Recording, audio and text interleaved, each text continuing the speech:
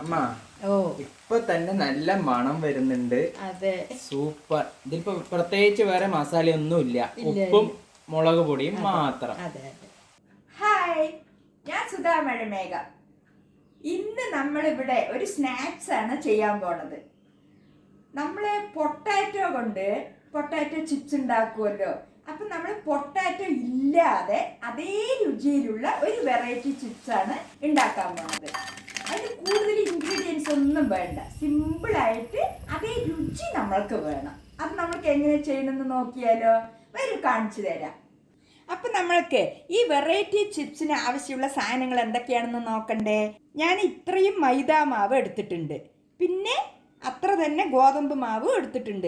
നമ്മൾക്ക് ഗോതമ്പ് മാവ് ഇല്ലെങ്കിലും ഈ മൈദാ മാവ് നമ്മൾക്ക് എത്ര അളവിന് വേണമെങ്കിലും നമ്മൾക്ക് അത് മാത്രവും ഉപയോഗിക്കാം. ഞാൻ കുറച്ച് ഹെൽത്തി ആയിക്കോട്ടെ പറഞ്ഞിട്ടാണ് പകുതി ഗോതമ്പ് മാവും എടുത്തിരിക്കുന്നത്. ആവശ്യത്തിന് മുളക് പൊടി എടുത്തിട്ടുണ്ട്, പിന്നെ ഉപ്പ് പൊടി, പിന്നെ ഒരു 2 സ്പൂൺ ഓയിൽ എടുത്തിട്ടുണ്ട്, പിന്നെ വെള്ളമാണ്. ഇത്രയും മതി നമ്മൾക്കിത് ചപ്പാത്തി രൂപത്തിൽ അതിനെ ഒന്ന് കുഴച്ചെടുക്കാം. അപ്പം ആദ്യം തന്നെ ഞാൻ മൈദാ മാവ് ഇട്ട് കൊടുക്കുന്നുണ്ട്, അതിനുശേഷം ഗോതമ്പ് മാവ് ഇട്ട് കൊടുക്കുന്നുണ്ട്, പിന്നെ ആവശ്യത്തിനുള്ള ഉപ്പ് മുളക് പൊടി ഇട്ട് കൊടുക്കുന്നുണ്ട്.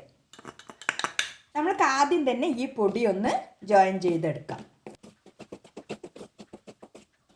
ഇനി അടുത്തത് നമ്മൾക്ക് ഇതിലേക്ക് ഓയിൽ ഒഴിച്ചു കൊടുക്കാം.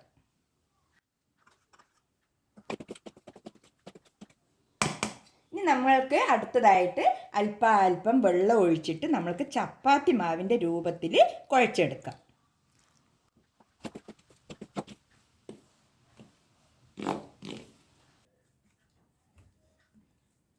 നല്ല ടൈറ്റായിട്ട് വേണം കുഴച്ചെടുക്കാൻ. നമ്മൾ ചപ്പാത്തി മാവ് പോലും ഇത്തിരി സോഫ്റ്റ് ആയിരിക്കും, പക്ഷെ അതിനേക്കാൾ കുറച്ചുകൂടി ടൈറ്റായിട്ട് എടുത്തു കഴിഞ്ഞാൽ നമ്മൾക്ക് വൃത്തിയായിട്ട് അത് ചിപ്സ് വറുത്തെടുത്ത് നല്ല ക്രിസ്പി ആയിട്ട് കിട്ടും. അപ്പോൾ നമ്മുടെ ചിപ്സിനുള്ള മാവ് റെഡി ആയിട്ടുണ്ട്, ഇതാ കണ്ടില്ലേ? ഇനിയാണ് അടുത്ത ടെക്നിക്ക്.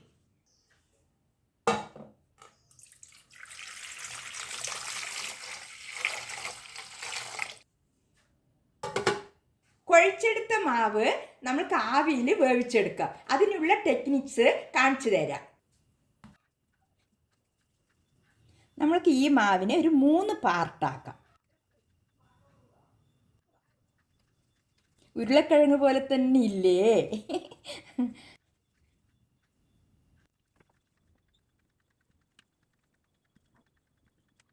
ഇനി നമ്മൾക്ക് ഇതിനെ വേവിച്ചെടുക്കാം.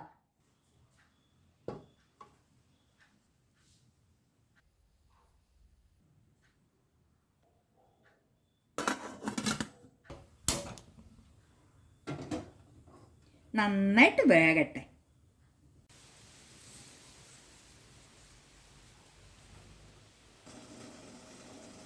ആവി വരുന്നുണ്ട്, നമ്മൾക്കിതൊന്ന് തുറന്ന് നോക്കിയാലോ?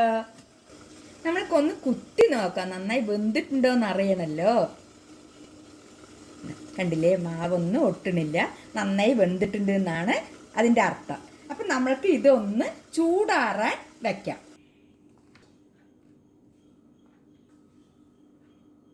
നന്നായിട്ട് ആറട്ടെ.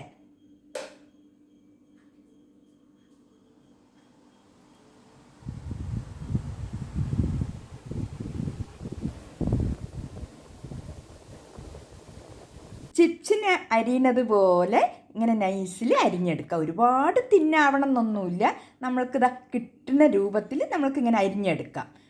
നമ്മൾക്ക് ആദ്യമൊക്കെ ഈ ചപ്പാത്തി മാവിൻ്റെ രൂപത്തിൽ കുഴച്ചെടുക്കുമ്പോൾ ഇത് എങ്ങനെ അതൊക്കെ ചെയ്തെടുക്കുക, ഇതുകൊണ്ട് എങ്ങനെ ചിപ്സ് ഉണ്ടാക്കുക, അതൊക്കെ നമ്മൾക്കൊരു ഭയം തോന്നും ഇത് നമ്മൾക്ക് ചെയ്യുമ്പോൾ. പക്ഷേ ഒറ്റ പ്രശ്നമില്ല, നമ്മൾ ഈ ആവിയിൽ വേവിച്ച് കഴിഞ്ഞാൽ അതിൻ്റെ ഒട്ടലൊക്കെ മാറിയിട്ട് വൃത്തിയായി വരുന്നുണ്ട്. ഇതാ കണ്ടില്ലേ, മുറിച്ച് വെച്ചിരിക്കുന്നത് നിങ്ങൾക്ക് കാണാൻ പറ്റുന്നുണ്ടല്ലോ എത്ര വൃത്തിയായിട്ടാണ് വന്നിരിക്കുന്നതെന്ന്. അപ്പോൾ നമ്മുടെ ചിപ്സിനുള്ള മാവ് എല്ലാം അരിഞ്ഞ് വൃത്തിയായി വെച്ചിട്ടുണ്ട്. ഇനി നമ്മൾക്കിത് വറുത്തെടുക്കാം.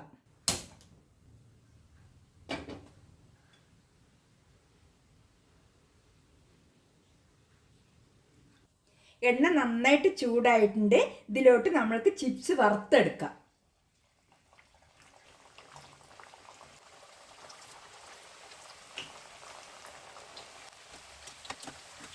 നന്നായിട്ട് പൊരിഞ്ഞ് വരുന്നുണ്ട്.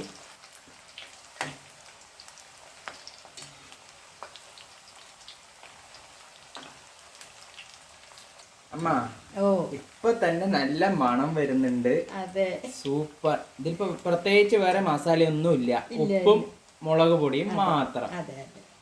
ആഹാഹാ, ഇത് ക്രിസ്പി ആയി വരുന്നുണ്ടല്ലോ. ഇപ്പൊ തന്നെ ആവുന്നുണ്ട്. അത് കളിക്കാം. അപ്പൊ ഈ വേവിച്ചതിന് ശേഷം ചിപ്സ് ഉണ്ടാക്കുന്നത് ഒരു അടിപൊളി ടെക്നിക്കാണ് അല്ലേ? നല്ല സോഫ്റ്റ് ആയിരിക്കും.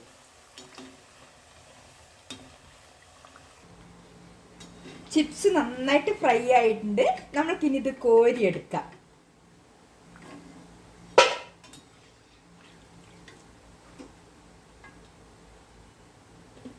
പതുക്കെ ചെയ്യാം, കയ്യിൽ എണ്ണയായ അതും ബുദ്ധിമുട്ടല്ലേ.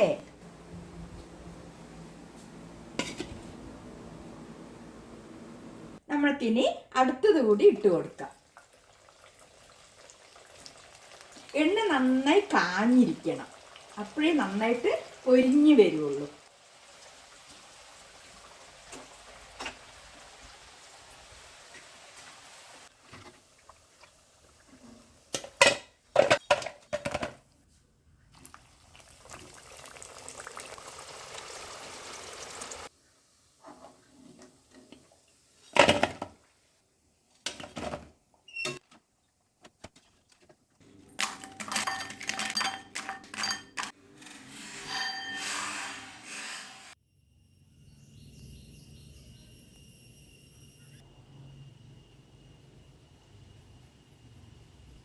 അപ്പം നമ്മുടെ ചിപ്സ് ഉണ്ടാക്കിയത് കണ്ടില്ലേ, എത്ര ക്രിസ്പി ആയിട്ടാണ് അത് വരുന്നത്. പിന്നെ അതിൻ്റെ രുചി പറഞ്ഞറിയിക്കാൻ പറ്റില്ല.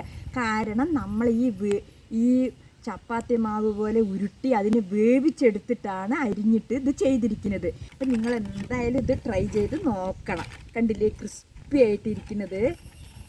അപ്പോൾ ഇവിടെ എല്ലാം സിമ്പിളാണ്.